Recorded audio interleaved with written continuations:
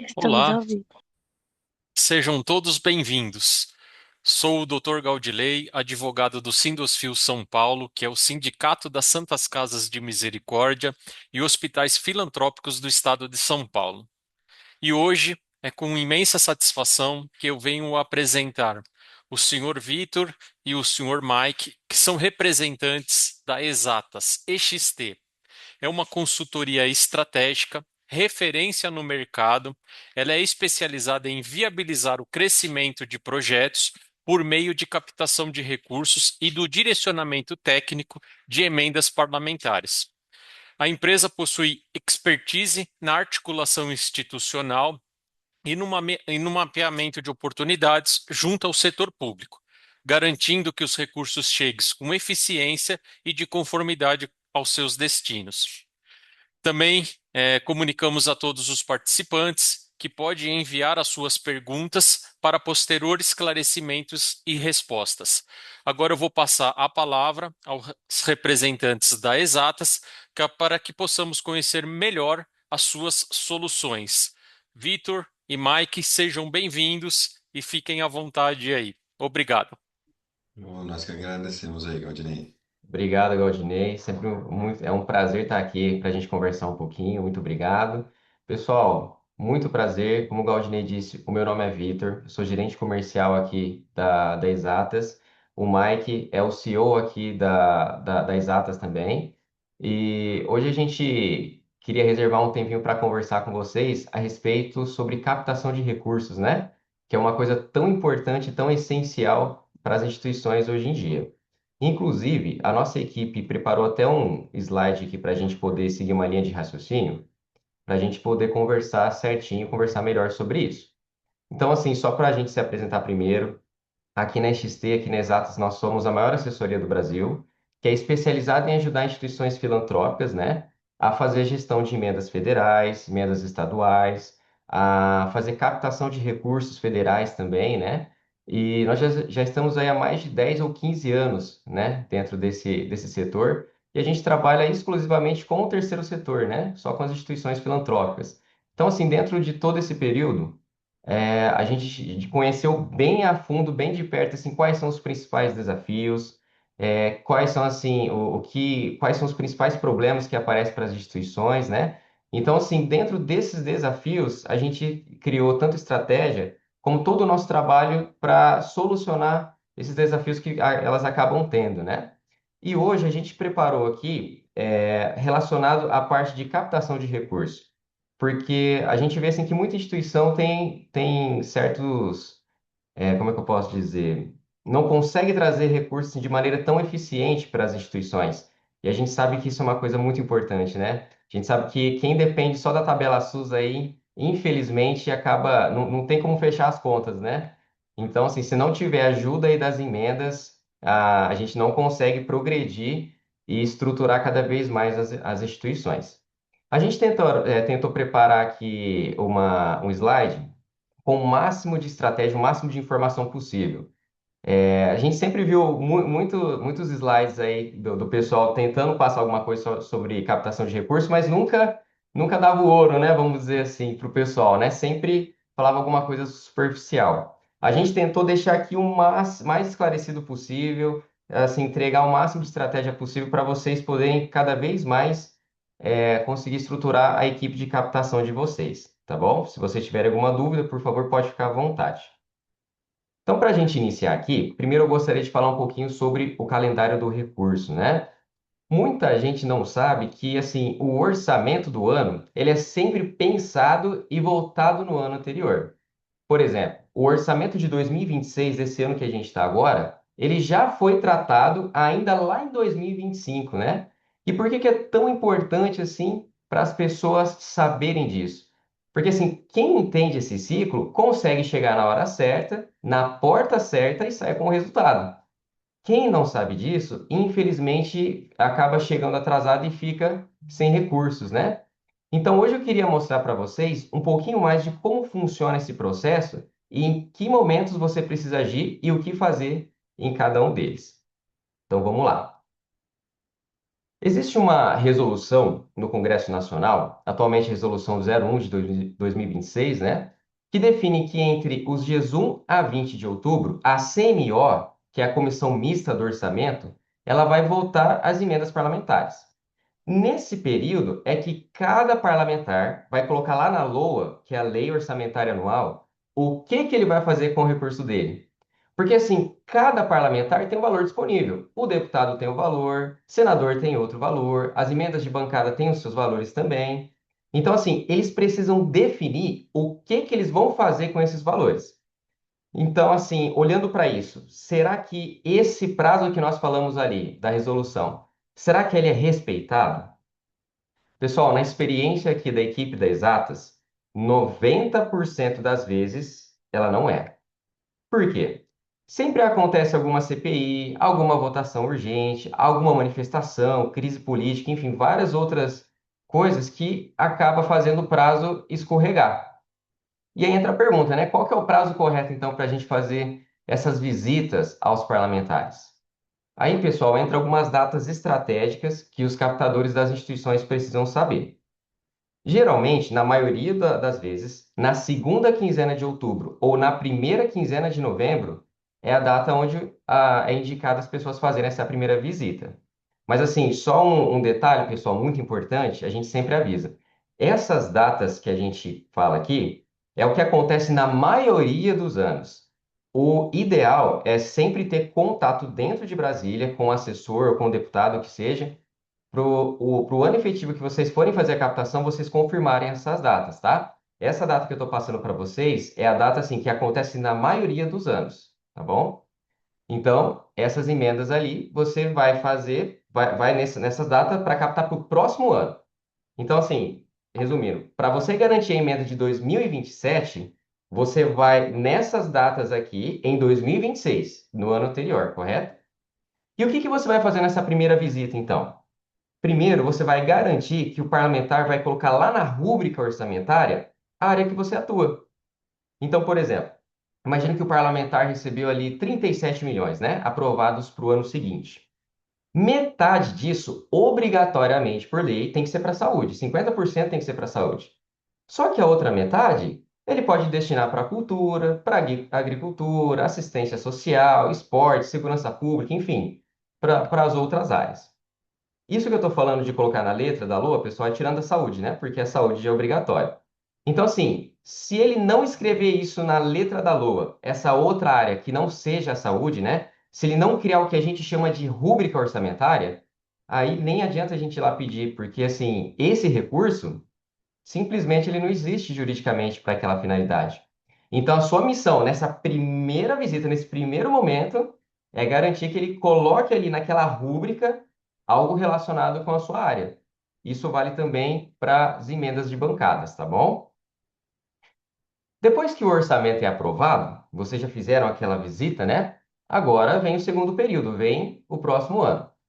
Agora, essa sua segunda visita, ele tem outro objetivo, porque vocês já foram no ano passado, finalzinho, agora vocês estão no começo do próximo ano. Essa segunda visita é garantir que o parlamentar vai cumprir tudo aquilo que ele colocou na rúbrica, ou seja, que ele vai indicar o recurso para você. E quando que é indicado geralmente fazer essa visita, né? Esse segundo período, essa segunda visita, no caso? Quando não for ano eleitoral, geralmente é indicado ir a segunda quinzena de março e a primeira quinzena de abril. Mais uma vez, só reforçando, pessoal, essa aqui é uma data que a gente passa assim, que acontece na maioria das vezes, tá? O indicado é vocês terem contato dentro de Brasília com os assessores para confirmar a data exata do ano que vocês vão fazer a captação. E agora eu falei, né, quando não for ano eleitoral. Por quê, né? Sim, ano eleitoral. Porque quando é, que nem é esse ano no caso, né? Assim que abre o CIOP, o pessoal já corre para indicar o mais rápido possível, né? Então até acaba sendo antes desse período que a gente mencionou. O pessoal, eles tentam indicar o mais rápido, tanto que eles tentam indicar até a verba de custeio, por exemplo, a GND3, né? Porque ela é bem mais rápida para chegar, é bem mais rápido para ver a transformação, a ação dela na instituição, porque os parlamentares, eles querem mostrar para os eleitores que eles estão agindo rápido, que eles estão apoiando as bases deles e assim por diante, né? Então, assim, um grande resumo do que a gente viu até agora, né, dessas visitas. No ano anterior, quando visitarem lá em outubro ou novembro, eles vão colocar em uma pré-planilha para quem eles vão enviar esses recursos. E quando abrir o CIOP, no ano de atuação mesmo, eles vão oficializar esse envio dessas emendas dentro desse sistema. E nessa segunda visita, que é em março e abril, é onde vocês vão lá garantir que eles vão, o que eles colocaram nessa pré-planilha, eles vão realmente direcionar para você oficializando no CIOP. Beleza? Aqui, pessoal, nessa parte, eu queria até desmistificar uma coisa que a gente viu muito, né? Muita gente acaba comentando isso. Muita gente tem medo de ir fazer captação de recursos, né? Achando que está indo lá pedindo algum favor, alguma coisa absurda ali para os parlamentares, né? Aqui eu vou mostrar para vocês o porquê que ninguém precisa ter receio de fazer essa captação. Os parlamentares, pessoal, eles têm interesse em enviar esses recursos. Sabe por quê? Porque se eles receberam um orçamento X ali e eles não gastaram tudo, qual que é o raciocínio do governo? Ué, peraí, se sobrou é porque não está precisando de tudo isso, né? Ô, vamos cortar essa verba aí. E nenhum deputado quer isso, né? Ninguém quer cortar as verbas. Então, além desse motivo, existe outro também. Existe um ciclo que, para funcionar, você fecha ele. Por exemplo, o parlamentar ele precisa colocar emenda, certo? E o parlamentar vive de voto. E você vive de captação. Percebeu como é que fecha o ciclo? Porque olha só, se ele já tem que colocar emenda de qualquer jeito, e você precisa do recurso, e ele precisa de voto, por que que ele não vai mandar esse recurso para você? Percebeu como é que o ciclo fecha totalmente com você também? Só que não é tão simples assim. Aí entra algumas regrinhas de ouro, que aí a gente vai ver agora que é muito importante, que na verdade são cruciais. Basicamente, tem três coisas que vão passar pela cabeça do parlamentar na hora dele decidir a indicação da emenda. O primeiro que eles vão perguntar é: essa instituição, ela consegue fazer a execução, consegue executar essa emenda? Ela tem capacidade técnica, jurídica, operacional para gerir esse recurso? Segundo, o meu nome, no caso do deputado, vai ficar limpo nisso? Porque assim, o deputado ele pode até acreditar em você, ele pode acreditar no seu projeto, pode querer te apoiar. Só que assim, se ele tiver 1% de suspeita de que qualquer coisa ali pode sair errado, pode envolver ele no escândalo, pode ter investigação, aí pode esquecer, ele não vai enviar o recurso. E terceiro, ele vai receber o crédito? Porque assim, como a gente viu, parlamentar vive de voto. E voto vem de visibilidade. Ele precisa saber que quando o projeto foi entregue para você, quando a obra foi inaugurada, quando o equipamento foi instalado, o nome dele vai aparecer. Quando o parlamentar olha para você, ele faz conta. Ele olha para você e calcula assim: quantos votos essa pessoa ou essa instituição representa?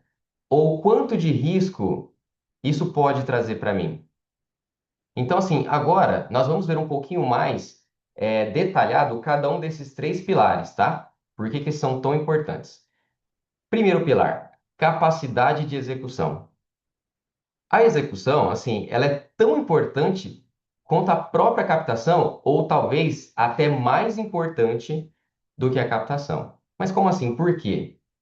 Por exemplo, porque se você não for fazer a captação, mas executa muito bem a emenda, algumas vezes o parlamentar ele manda emenda para você sem você precisar fazer a visita no gabinete dele. Agora, mesmo que você vai todo mês no gabinete, faz relacionamento, captação, só que você não consegue gerir bem a emenda, aí ele não vai mandar. Todas aquelas visitas que você fez, elas são todas perdidas. E, infelizmente, pessoal, isso acaba sendo assim um cenário muito comum, né, nas instituições, porque a maioria das instituições aqui no Brasil, elas têm dificuldade na parte de execução, porque sempre tem atualizações, portais novos, o próprio sistema mesmo ele não é sugestivo. Quando a instituição pede para os assessores a ajuda, cada assessor passa de um jeito. Por exemplo, teve uma instituição, para vocês terem uma ideia, que foi pedir ajuda para um assessor, né? O convênio dela tinha, se eu não me engano, acho que era 43 itens mais ou menos, né? E com a ajuda do assessor, ela abriu 43 processos diferentes, ou seja, ela abriu um processo por item, um processo licitatório, no caso que eu falo, né? Então, olha só, em vez dela juntar tudo num processo só, já matar de uma vez, ela abriu 43 processos licitatórios diferentes e ela vai ter que fazer 43 prestações de contas diferentes. Olha só o trabalho que deu para a instituição. Então, assim, além de já ser difícil, a falta de conhecimento ela pode complicar ainda mais a situação. Então, a forma como você gere isso reflete diretamente nas decisões dos parlamentares de enviar ou não recurso para você.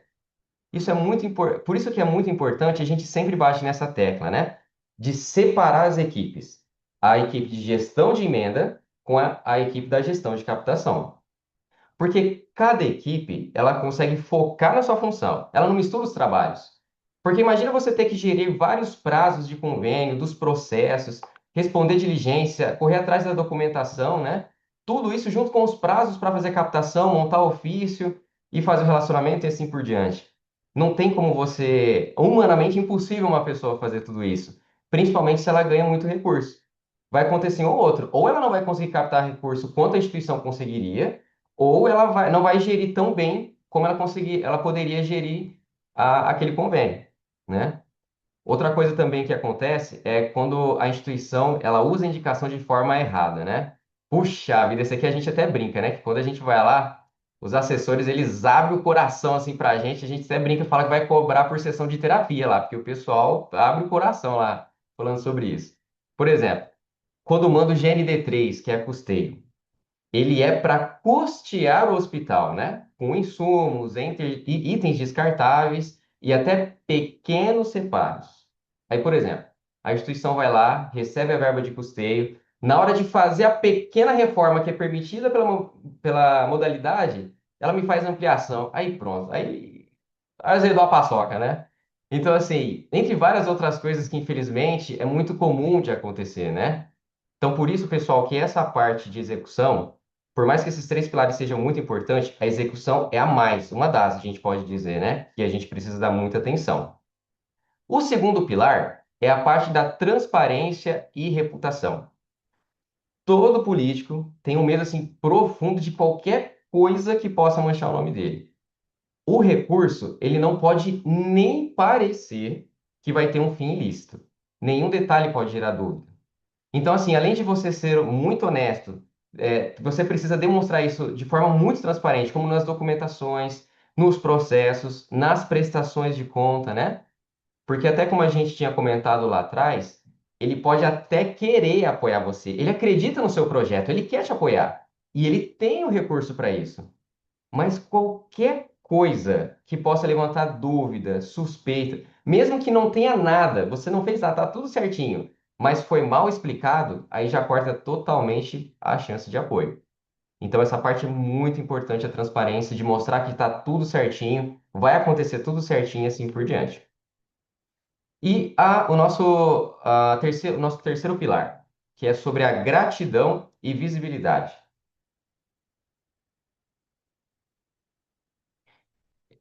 Esse pilar é um pilar fundamental também para construir uma boa parceria. Porque assim, a gente já viu muita instituição que vai lá, faz várias visitas no gabinete, quando finalmente consegue aquele recurso tão suado, né, de tanta visita ali, recebe o repasso ou cai ali no Transfer Gov, começa o processo e pronto, acabou. E vida que segue. Não manda ofício agradecendo, o vídeo de agradecimento não manda também, ou pior, né, no caso de investimento, a pessoa demora tanto para executar aquela emenda que quando ela vai executar, o deputado nem está mais no cargo. Já saiu, já passou o tempo ali de atuação dele. Então, assim, isso, pessoal, é uma coisa que pega muito. Ou se não, imagina que o deputado coloca um recurso enorme no seu projeto e na hora de inaugurar, de cortar a fitinha, você não chama ele. Aí pronto, acabou, morreu a parceria ali também. Então, assim, veja sempre o que que você pode fazer para demonstrar gratidão pelaquela ajuda, né? O que que você pode fazer para dar visibilidade? Porque, assim, quando você fica sabendo de algum evento ou inauguração, já avisa com antecedência, o mais rápido que você puder. Porque imagina, a agenda do parlamentar ela é caótica. Eles não conseguem mudar em cima da hora para você ali, né? Então, assim que você souber da data de qualquer evento, já avisa. Se ele não puder ir ou não mandar nenhum representante, aí foi a decisão dele, é problema dele. Mas você fez a sua parte. Ele nunca vai poder dizer que você não foi grato a ele pelo que ele fez. Então, pessoal, resumindo sobre esses três pilares: executou bem? Sim. Protegeu o nome dele? Sim. Deu visibilidade? Sim. Pronto. Virou política pública, atendeu o eleitorado e abriu caminho para a próxima emenda. Agora, pessoal, a gente vai falar um pouquinho mais sobre a postura. Porque, assim, ir até o parlamentar é uma coisa. Agora, ir bem é outra. Isso é outra coisa também que eu brinco mais que a gente vai cobrar na terapia aí dos assessores, que eles reclamam bastante. Porque, assim, só fazer a visita, ela não garante a emenda, né? Então, você precisa construir relacionamento. Você precisa convidar o parlamentar para conhecer a sua instituição, chamar para os eventos, né? Reserva tempo de fala para ele, por exemplo, nesses eventos. Faz com que ele se sinta parte de você, sobre o projeto que você está construindo. Um detalhe, assim, que muita gente ignora é que, olha, isso aqui a gente ouviu muito, viu? É que, assim, o gabinete ele é pequeno. Então, os assessores, eles se conhecem muito bem. Tem assessor que sabe a data de aniversário do namorado da filha do outro assessor, pra você ter ideia. Então, assim, é um ambiente de muita intimidade. O pessoal se conhece muito ali. Se você tratar mal um assessor achando que só o deputado que é importante, ou assim, às vezes o assessor ali que ele não é do orçamento ou não é o chefe de gabinete, aí você trata mal ele e só trata bem o que é chefe de gabinete do orçamento, pessoal, pode ter certeza que essa informação vai circular. Com certeza. E o contrário também funciona. Se você trata bem, eles também se articulam a seu favor. Inclusive, pessoal, não só no gabinete. Quem já foi aqui para Brasília, lá na Câmara dos Deputados, já viu que, assim, cada um tem um gabinete, né? Só que os assessores, cada um vai num gabinete do outro, de outro deputado. Então, eles, além deles terem muita amizade dentro do próprio gabinete, eles têm amizade entre outros gabinetes ali também. Então, pessoal, sempre trata todo mundo bem. Assim, a gente não está falando de exagerar, sempre ser educado, sorriso, assim, trata todo mundo com respeito, dignidade, todo mundo muito bem, tá? Sempre chega preparado, pessoal, porque assim, se você chegar sem ofício, é ruim, né? Mas se você chegar sem saber o que pedir, é pior ainda, pessoal. Porque assim, saiba quanto que você quer, saiba para o que você quer, o que você vai ajudar, seja objetivo. Teve uma vez, teve um assessor que falou pra gente que chegou um rapaz ali, sem ofício, sem nada, falou assim: "Ó, faz um ofício para, olha isso, faz um ofício para mim, no assessor." Aí o assessor, parceiro e tudo mais, falou assim: "Não, pode deixar, eu faço o que você quer, para que você quer?" "Ah, coloca qualquer coisa." Qualquer coisa é qualquer coisa, né? Inclusive nada. Então, assim, seja objetivo. Como que você consegue, assim, passar credibilidade que você vai executar bem aquela emenda, que você vai fazer tudo certinho no tempo hábil, se às vezes você não demonstra organização na parte que chega? Então, assim, isso é muito importante, pessoal, nessa parte de como você aborda os assessores e se você chega preparado ou não. Se você ainda não tem relacionamento com o parlamentar, se você está começando agora, não começa pedindo valores altos, né? Começa com um valor menor, com 200, 300 mil. Vai construindo confiança, mostrando o resultado para eles, que vocês sabem executar, que vocês fizeram tudo certinho, que o nome dele aparece. E vai aumentando gradativamente o seu pedido, tá bom? E também outra dica é que nunca dependa de um parlamentar, né? Distribua, peça para vários, construa uma carteira de trabalho, de parceiros aí para vocês, né? Isso vai ajudar bastante aí na hora de vocês fazerem captação. Pessoal, antes da gente fechar aqui a apresentação, eu queria só mostrar rapidinho o ciclo de execução orçamentária, né? Só para você entender o caminho que ele corre aí depois que ele é indicado. Então, a primeira etapa acontece na indicação. É quando o parlamentar aponta você como beneficiário. O segundo passo ali, né, a segunda etapa é o cadastro de propostas, que é onde você formaliza o que vai fazer com aquele recurso. O terceiro é o empenho, que é quando o governo reserva o dinheiro para você. O quarto é a liquidação, que é quando o agente público vai lá, verifica se o que foi entregue corresponde ao que estava no plano de trabalho, se está tudo em conformidade. Porque assim, se não tiver conformidade, pessoal, não tem pagamento, né? Então tem que estar tudo certinho. Se a cadeira é de couro com perna de ferro, tem que ser cadeira de couro com perna de ferro. E, no final, o pagamento, que é quando o recurso finalmente entra na sua conta. Então, pessoal, recapitulando tudo aqui, existe um calendário que você precisa estar nele, existe um ciclo que fecha com você, e o mais importante, existem três pilares que você precisa analisar, que é execução, reputação e gratidão. Esses três pilares são obrigatoriamente, eles têm que existir para, tem que ser cumprido para você conseguir captar recurso. Quem domina isso e entende o ciclo, aí sim consegue levar recursos para a instituição. Tá bom, pessoal? Então, gostaria de agradecer aí todo mundo a atenção de quem está online aí assistindo a gente. Eu espero, assim, que a gente tenha contribuído um pouquinho, ajudado um pouquinho na equipe de vocês. Quem já tem equipe interna, né, que de repente está precisando analisar alguns pontos de melhora. Então, assim, a gente tentou compartilhar o máximo possível, assim, tentar ajudar o máximo possível no tempo que a gente tem aqui, né? Qualquer dúvida, pessoal, esse é meu telefone, meu WhatsApp, né? O e-mail, a página aí da Exatas no Instagram. Quem quiser seguir, pode seguir. A gente sempre posta novidades ali. Quando tem mudanças de prazo, prorrogação, a gente sempre está postando para o pessoal ficar atento ali, né? Quando que tem alguma mudança, alguma coisa. Se alguém tiver alguma dúvida específica, assim, que é uma coisa mais que gostaria de falar no privado, pode adicionar meu número, tirar um print, anotar aí. Vocês podem me chamar, vai ser um prazer a gente conversar, tirar dúvida e ajudar vocês aí de forma individual, né, de acordo com a necessidade de cada um. Tá bom, pessoal? Muito obrigado.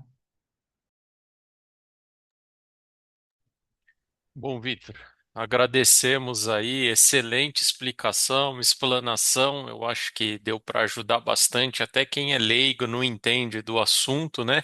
Deu para pegar aí bastante toque que você deu aí, como você disse, né? O caminho do ouro, né? Então, assim, parabéns aí pela sua exposição. No chat aqui apareceu uma pergunta do Paulo Cesso Budri Freire, que ele tinha perguntado, mas acho que no final você sanou a dúvida dele, que ele falou qual o site da empresa, que acho que ele jogou, ele falou tem vários com o mesmo nome. Se puder reforçar, por Né? gentileza. Pode falar, Beleza. Mike, desculpa, você vai falar aí. O www.exatasassessoria.com. Não tem o BR, tá? Então, exatasassessoria.com. Maravilha.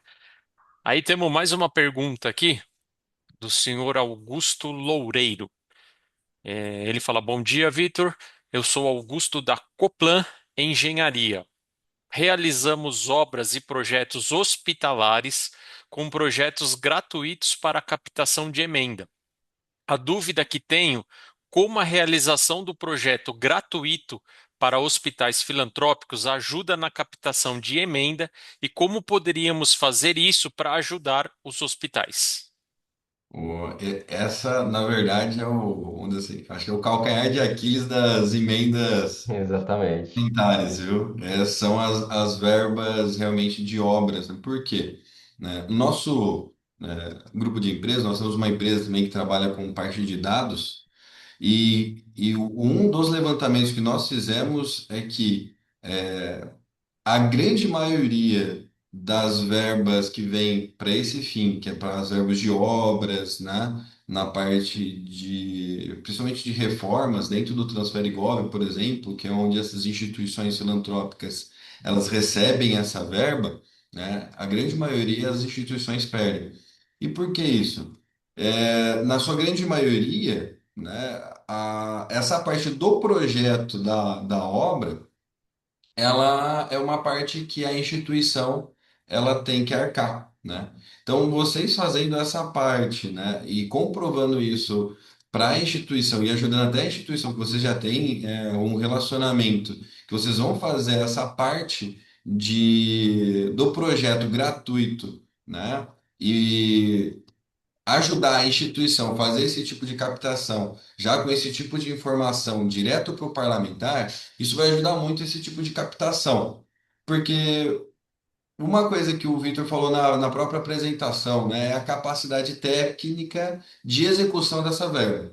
Ou seja, se a instituição ela já tem lá no histórico dela que ela perdeu uma verba de reformas, né, de obras e assim por diante, dificilmente o deputado ele vai indicar novamente uma verba para ele. E a grande maioria é por essa parte do projeto.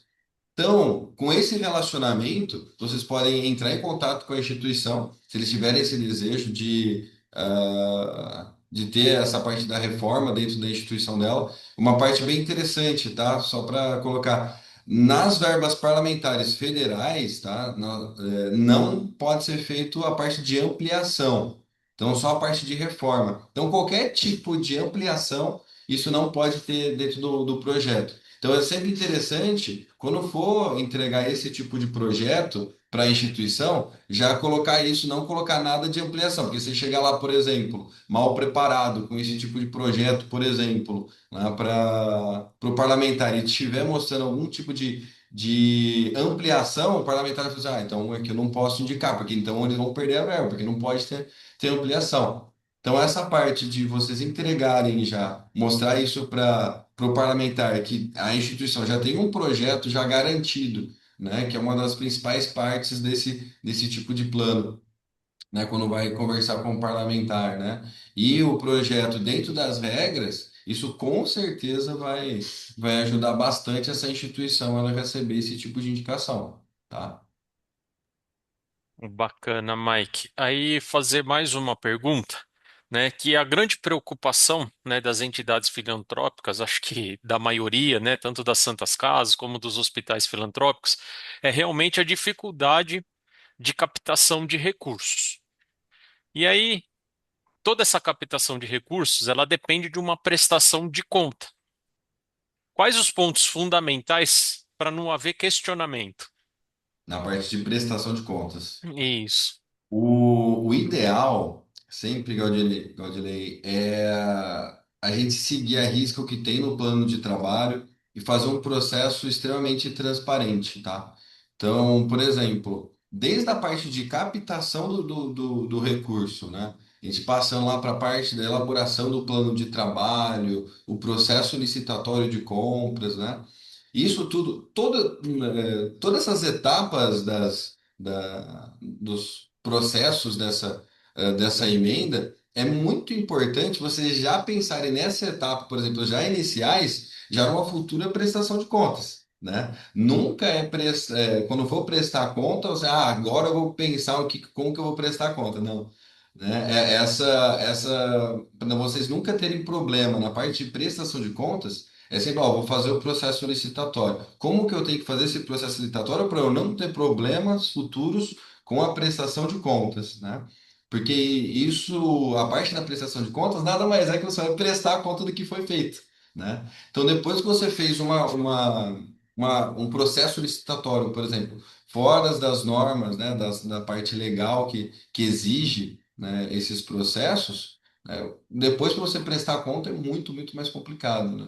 Então, se atentar sempre a prazos, né, isso é muito importante, tá? Então, quando vocês se atentam a prazo, isso é importante, tanto para o relacionamento com o parlamentar, porque quanto mais rápido você executar essa emenda, mais rápido ele vai conseguir ver que aquela emenda dele está sendo bem executada, ele pode mostrar lá para toda a população, né, que aquela verba está sendo bem aplicada, que realmente assim tá usando, tá ajudando a população, né?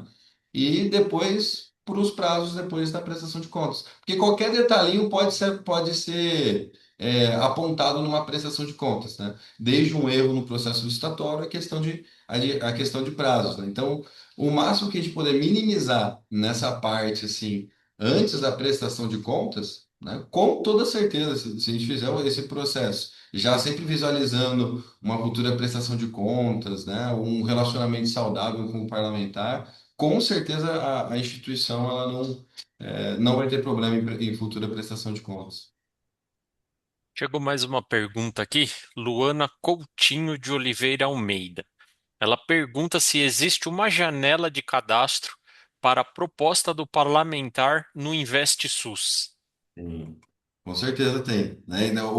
São aquelas janelas que o Vitor colocou lá no início da apresentação, tá? De oportunidade, né? Das oportunidades. Então, isso daí, esse prazo a gente sempre fala que é interessante a instituição, ela sempre ter alguém dentro da instituição, né, que tenha um contato saudável dentro lá de Brasília, lá mesmo, lá da Câmara dos Deputados, né, nos gabinetes deles, né, que eles vão estar atentos a esse tipo de prazo, né? Então, porque cada ano pode ser que tenha uma certa surpresa, apesar de a gente colocar algumas datas lá, por exemplo, fevereiro, né, início de março, né, que são geralmente as datas onde tem essa abertura para cadastro das propostas. É sempre interessante ter uma pessoa que esteja antenado. Por exemplo, esse ano foi uma coisa doida que aconteceu. Um ano político geralmente é assim, né? Tava num ano anterior, né? Havia uma conversa que essas propostas elas dariam início lá no início de março, a abertura do cadastro das propostas dessas indicações de verbas parlamentares. Mas aí virou o ano, né? Veio informação no finalzinho de janeiro, comecinho de fevereiro, já que eles já iam começar a fazer indicação das verbas já agora na segunda quinzena de fevereiro, né? Aí foi aquela correria para fazer o cadastro das propostas, né? Então, assim, é sempre importante a gente, apesar de ter essas datas, né, que são pré-definidas, elas sempre sofrem algum tipo de alteração. E até mesmo quando elas são abertas, também tem que ficar atento ao prazo de fechamento dessas propostas, tá? Então, por exemplo, eles vão ter 30 dias. Geralmente prorroga. Quem tem experiência, né, nessa parte de elaboração dos planos de trabalho sabe que geralmente, quase todos os anos, o prazo que eles colocam inicial sempre eles vão prorrogando esse prazo, né, de elaboração da proposta. Mas assim, nunca contem com isso, tá? Vai que um dia, né, eles falar assim, ó, não teve prorrogação, fechou mesmo, né? Então, assim, sempre contem com prazo inicial, tentem se organizar.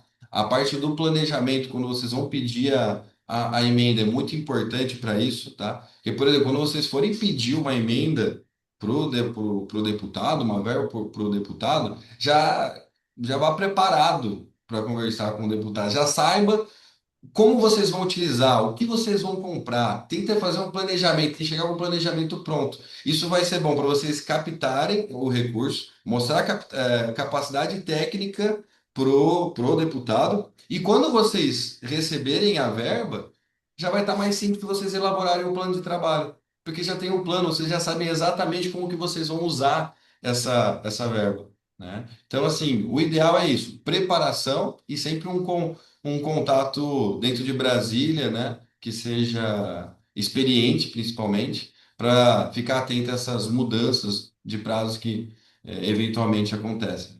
Pessoal, isso que o Mike comentou, assim, até tentando olhar pelo lado do próprio parlamentar mesmo, né? Porque imagina, no cenário assim, porque na teoria era para tudo funcionar muito bem, né? Só que na prática a gente vê que, infelizmente, não é assim, que muita instituição tem dificuldade de entender as plataformas, de entender os prazos, como é feito os processos. Para ter ideia, tem muita instituição que aprende a responder a diligência, né? Só coloca ali na hora que o técnico manda a diligência e vai por migalhinha, assim, né? Então, assim, olhando pelo ponto de vista do parlamentar, sabendo que a realidade do Brasil é que, infelizmente, muita instituição acaba perdendo a verba, agora imagina, você no lugar do parlamentar, ó, eu tenho que pensar muito bem onde que eu vou colocar essa emenda. Deixa eu ver, tem um pessoal, tem uma instituição que veio aqui, super preparada, já mostrou o projeto, onde que eles vão colocar, quanto que eles vão gastar, o plano de trabalho ali pré-elaborado que eles vão fazer. Aí chega outra instituição sem ofício. Ô, coloca qualquer coisa aí. Ah, não, não sei, qualquer coisa, só para ajudar ali. Aonde você mesmo, você como parlamentar, indicaria para essa instituição? Porque, assim, muitas vezes o deputado, se eu não me engano, não lembro qual foi o deputado que tinha comentado isso comigo, eles não distribuem por valor. Então, vamos supor, tem 37 milhões lá, eles distribuem, vou mandar R$ 1 para cada um, exemplo, né? Eles têm vezes que eles podem distribuir, então alguns vão receber mais, outros vão receber menos, porque é por vezes que eles têm que limpar esse envio de emenda, por assim dizer. Então, assim, imagina que uma dessas vezes ele desperdiçou, entre aspas, porque tem muita gente que pede e conta com a ajuda dele. Uma dessas que ele ajudou você, vamos supor que a instituição perdeu, ele perdeu uma chance de ajudar outra que tinha capacidade técnica de ajudar. Então, assim, tudo isso, quando você já entende tudo isso, fica muito mais fácil de você demonstrar transparência e segurança Tipo assim, o parlamentar pode mandar, eu vou executar essa emenda rápido, muito bem eficiente, de forma super transparente, e vou mostrar para você que vou fazer uma prestação de contas para você. Puxa vida, não tem porquê ele não te mandar emenda. Entendeu? Se você vai fazer tudo certinho, se aquilo vai dar visibilidade para ele, consequentemente vai trazer voto ali para ele, para a estratégia dele. E ele já tem que colocar emenda, é aquilo que a gente falou do ciclo. Não tem por que ele não mandar, entende? E só de você já chegar com essa organização, chegar com essa parte de, como é que eu posso dizer, mostrando essa estrutura, fica muito, assim, você já sai na frente de muitas outras instituições que, assim, infelizmente, como eu digo, né, não tem essa mesma estrutura. Inclusive, a gente até ajuda muitas instituições nessa parte, né? Porque, assim, quando decide dividir isso, a gente dá o treinamento para a pessoa, porque, assim, o melhor cenário possível é a pessoa ter uma pessoa interna lá dentro para fazer essa parte da captação. Por quê? Se ficar terceirizando, ó, imagina comigo, na hora que você vai ali para o gabinete, ela vai marcar aquele rosto para sua instituição. Então, ou seja, aquele rosto é Santa Casa tal, aquele rosto é instituição X. Então, quando você vincula aquele rosto para aquela instituição, o relacionamento é outra coisa. Então, assim, o que que a gente faz para as instituições que contratam a gente, né, que se tornam nossos parceiros? A gente estrutura toda essa parte, faz toda a parte da gestão dos convênios ali, para ela ficar despreocupada, só concentrar na captação, porque, vamos supor, ela não precisa concentrar na parte das emendas, que ela sabe que já está sendo cuidado tudo certinho com transparência. Agora, qual que é o papel dela? É só fazer captação. Então, toda a energia, o foco dela é só trazer recurso para a instituição. Então, ou seja, o que que a gente faz? Além de fazer essa gestão da emenda, a gente treina, capacita uma pessoa interna da instituição para fazer essa captação e ainda dá todo o suporte. Então, vamos supor, em vez dela, o ofício, por exemplo, fazer 50 ofícios, a nossa equipe já faz esses ofícios para a equipe da captação poder ir. A gente já faz pesquisa, qual que é os parlamentares mais promissores, a forma de abordar os parlamentares, né? Porque senão chega o pessoal lá, abre a porta, um olha para o outro assim, não faz nada, quer café? Eu sei, beleza, acabou. Não sabe como falar ali para pedir emenda, né? Então a gente faz toda essa capacitação, dá todo o suporte por trás assim do que ele precisa, né? E toda essa parte da gestão da emenda, a gente entrega um relatório para ele mostrar para o deputado, falar, ó como é que está aqui a gestão, ó, certinho, prestação de contas feita por antecipação, pode mandar emenda que aqui vai ser muito bem executada e a visibilidade vai ser da forma como o parlamentar quer. Então, essa seria a ideia, pessoal, tipo assim, vocês conseguirem se capacitar ou receber um treinamento da capacitação para vocês, de forma interna, fazer essa captação de recursos, porque você vincula o rosto da instituição com a pessoa. É isso. Acabamos respondendo até um pouquinho a mais, Ah, né? é, exatamente. Do que a pergunta aí. Mas, assim, basicamente, assim, para tudo, quando se fala de verba de governo, tudo tem prazo. Tem prazo para elaboração de proposta, tem prazo para aprovação da proposta, né? Tem prazo para vocês fazerem o processo licitatório, né? Então, assim, até mesmo o próprio técnico do governo, ele tem o prazo dele para aprovar a sua proposta, né? Então, tudo vai ter o prazo. Então, assim, tente sempre ficar sempre atento a esses prazos e a cada etapa desse tipo de processo, né? Porque tudo vai ter um prazo específico para ser seguido. Sim, Obrigado aí pela explicação. Olhando aqui no chat, nós não temos mais perguntas, né? Eu gostaria de agradecer aí ao Victor, ao Mike pela excelente explanação aí, né? Eu acho que não restou dúvida. E aí as pessoas que tiverem, né, interesse ou mais alguma dúvida que não quiserem expor aqui, já foi passado o contato, né? E aí eles entram em contato aí com vocês aí na Exatas e tenho certeza que está em boas mãos aí junto com vocês. Então eu gostaria de agradecer a participação de todos no dia de hoje. Muito obrigado aí pela atenção, pelo carinho, mais uma vez, tá ok? Obrigado. muito obrigado, pessoal. Excelente dia a todos. Muito obrigado mais uma vez aí a todo mundo. Tudo de bom, gente. Um ótimo dia a todos.